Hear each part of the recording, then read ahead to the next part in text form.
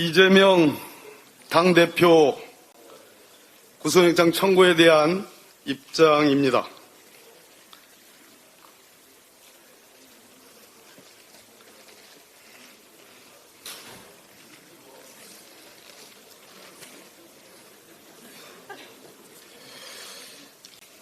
한동훈 장관은 이재명 당대표의 단식을 가리켜 사법 절차의 중단이요 자본주의 따라할 것이다라고 했습니다.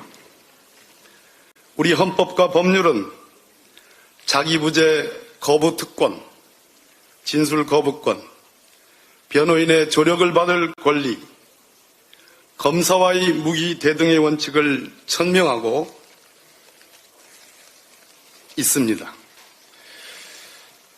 법원이 구속영장 실질 심사제를 도입한 이래 불구속 수사 기소 원칙도 정립에 특별한 이의가 없습니다.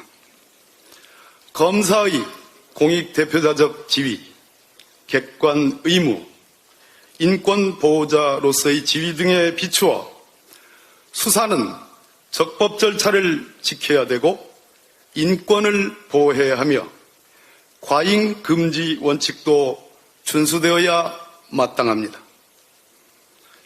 헌법상 국회의원의 불체포 특권은 수사를 수단으로 한 권력의 부당한 인신구속적 탄압을 막기 위함입니다. 이재명 대표 개인에 대한 376회에 이르는 압수수색, 1년 6개월 윤석열 정권 내내 간단없는 수사의 연속, 6차례의 공개 소환과 피의사실 공표와 공무상 비밀 누설이 다반사로 자행된 소위 여론몰이 수사, 망신주기 수사는 피의자 이재명의 방어권을 사실상 완전히 무력화시켰습니다. 검찰의 두 번째 구속영장 청구와 빛의 속도로 해외에서 결재한 윤석열 대통령의 체포 동의안이 오늘 오전 국회에 보고되었습니다. 검찰의 이번 구속영장 청구는 한 사람의 인권과 방어권이 철저하게 짓밟힌 부당한 청구이자 헌법상의 제원칙을 위배한 무효인 검사의 처분에 입각한 기본권 침해적 청구라고 단정합니다, 여러분.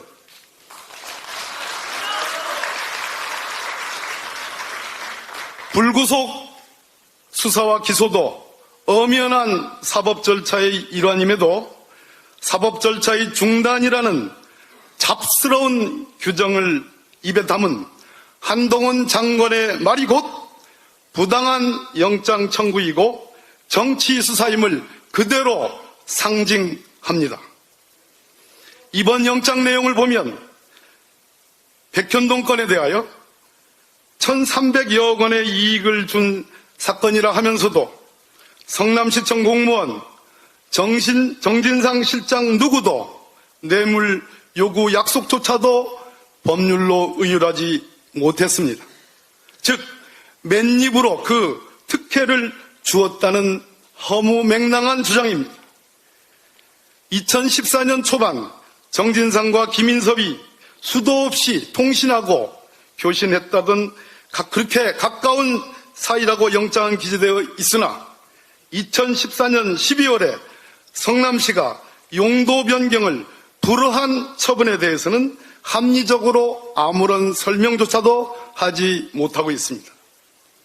사실은 박근혜 대통령이 두 차례 지시하고 2014년 국토부가 용도 변경을 지속적으로 요구했기 때문에 그 누적된 결과가 최종 용도 변경이 이루어진 것입니다. 대북 송금건을 보겠습니다. 영장은 500만 불이든 300만 불이든 구구절절 이화영 부지사의 요구와 부탁을 기재해 놓고 결론에는 쌍방울 김성태가 경기도에 부정한 청탁을 하면서 800만 불을 북에 송금한 것으로 기재되어 있습니다. 이것을 완전한 이유 모순이라고 합니다. 쌍방울은 영장 기재처럼 히토리 등 광물 사업이라는 자기 고유의 대북 사업이 있었고, 이는 경기도와 관련한 사업이 전혀 아니므로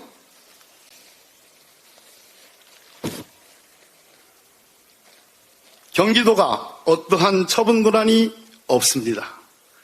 이재명 지사의 방북권도 뇌물로 영장을 치려면 경기도의 대북 처분 권한이 있는 부정한 청탁의 대상이 되는 그 무엇이 있어야 합니다.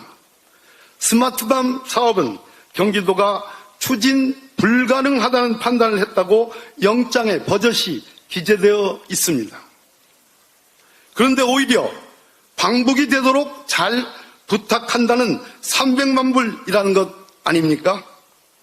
여러분, 박근혜와 최순실의 관계, 삼성에 대한 합병의 키를 갖고 있는 국민연금에 대한 대통령의 지시와 승인권의 관계와 이재명과 북한의 관계, 경기도의 북한에 대한 처분 권한을 비교해보면 이 영장이 얼마나 허접한 추리소설인지를 금방 알 수 있습니다.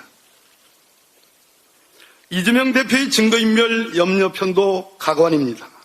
구체적이고 직접적이고 본인의 증거인멸 행위가 지시행위는 온데간데 없습니다. 증거인멸의 동기, 증거인멸의 가능성이라는 제 법조 경험상 듣도 보도 못한 형식과 내용만 있을 뿐입니다. 존경하는 중앙위원 여러분, 이상에서 말씀드린 대로 이번 이재명 대표 구속영장 청구는 기본권 침해적 공권력의 행사라고 저는 생각합니다. 따라서 이에 기반한 체포동의안 역시 절대로 동의할 수 없다고 저는 생각합니다. 경청해 주셔서 감사합니다. 네, 우리 박범계 위원장님께 다시 한번 큰 박수 부탁드립니다.